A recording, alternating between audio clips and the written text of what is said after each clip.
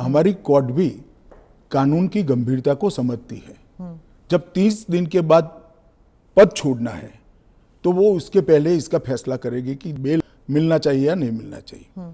High court में जब case गया कि श्री केजरीवाल जेल में है, तब उनको वहां से इस्तीफा देने चाहिए। एक पब्लिक इंटरेस्ट लिटिगेशन फाइल हुआ।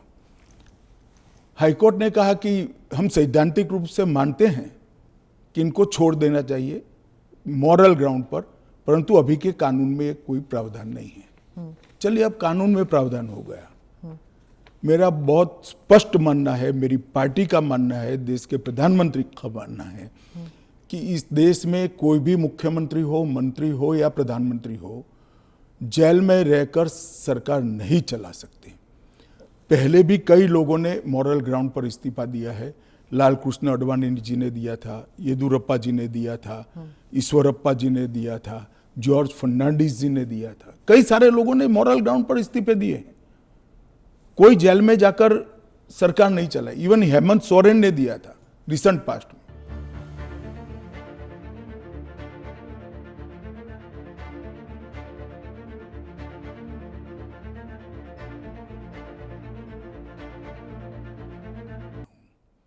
जब यूपीए की सरकार थी, श्री मनमोहन सिंह जी इनके प्रधानमंत्री थे और लालू प्रसाद यादव जी इनके मिनिस्टर थे।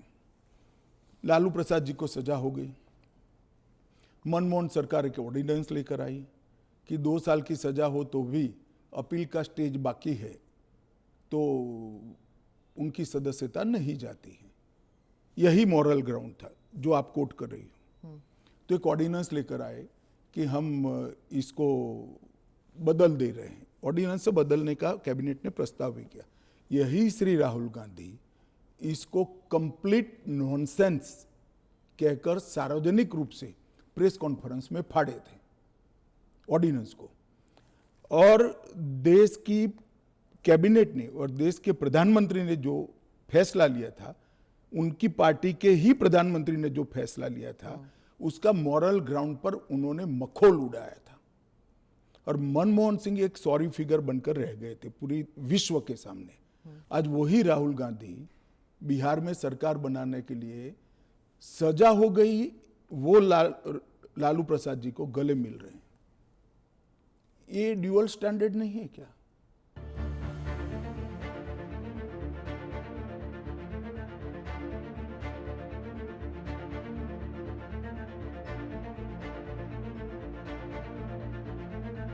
धनखड़ साहब का इस्तीफे का पत्र स्वयं स्पष्ट है।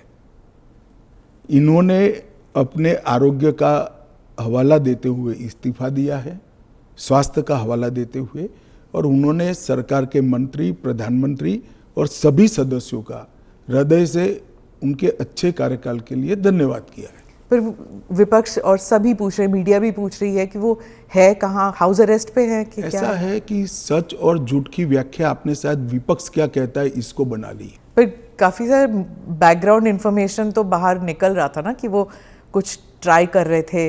ये भी बात निकल रही है कि शायद कू कर रहे थे। कौन? धनखड़ जी। नहीं, ऐसी कोई बात नहीं है जी।